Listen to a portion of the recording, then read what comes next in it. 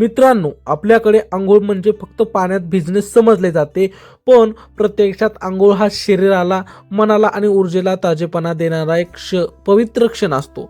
पण खरी गोष्ट अशी की अंघोळीनंतर माणूस जे करतो तेच त्याच्या दिवसभराच्या ऊर्जेला, मनस्थितीला आणि आरोग्याला घडवतं. म्हणूनच अंघोळीनंतर नेमक्या कोणत्या गोष्टी करायच्या, कोणत्या गोष्टी टाळायच्या आणि कोणत्या गोष्टी केल्याने शरीर उत्तम राहते, मन शांत राहते आणि दिवस भरपूर ऊर्जेने जातो, ही माहिती आज तुम्हाला सांगणार आहे. पहिली गोष्ट, अंग नीट पुसून कोरडे करा. अंघोळीनंतर अनेक जण लगेच कपडे घालतात किंवा घाईघाईत निघून जातात, पण ही चूक आहे. शरीर ओलसर राहिले तर थंडी लवकर भरते, अंग दुखू शकते, पाठीत, पायात, मानेला त्रास होऊ शकतो. म्हणून अंघोळीनंतर शरीर पूर्णपणे कोरडे करण्यासाठी 1-2 मिनिटं तरी द्या. कपाळ, कानामागचा भाग, मान, बगल, पावलांची बोटं हे सर्व भाग नीट कोरडे करणे खूप महत्त्वाचे आहे. दुसरी गोष्ट, केसातील पाणी नीट काढून टाका. डोकं ओलसर राहिलं की सर्दी, खोकला, डोकेदुखी लवकर होतात, विशेषतः हिवाळ्यात तर याची जास्त काळजी घ्यायला हवी.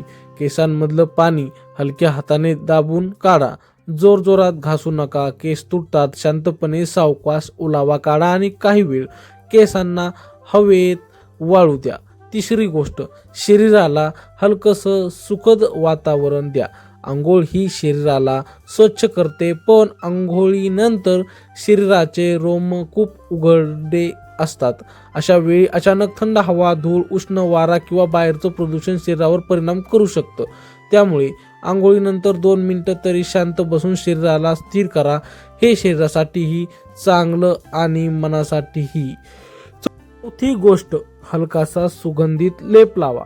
अंगाला स्वच्छता मिळाल्यावर त्यावर हलकासा सुगंध असलेला तैल लेप लावल्याने शरीराला मऊपणा येतो, पायांना, हातांना तजेला येतो आणि त्वचेतील कोरडेपणा दूर होतो.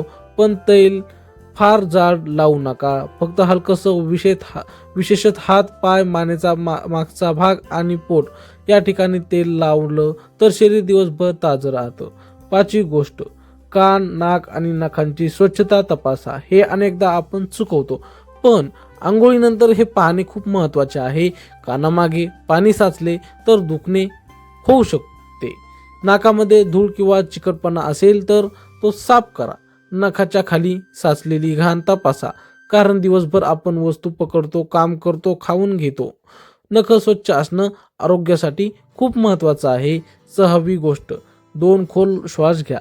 आंघोळीनंतर मन खूप शांत होतं, कारण त्यावेळी शरीर स्वच्छ असतं, रक्ताभिसरण वाढलेलं असतं. म्हणून त्यावेळी 2 खोल श्वास घेतले तर मनाला प्रचंड शांती मिळते, दिवसाचा ताण कमी होतो आणि मानसिक स्थिरता मिळते. 7वी गोष्ट, पाण्याचे 1-2 घोट घ्या.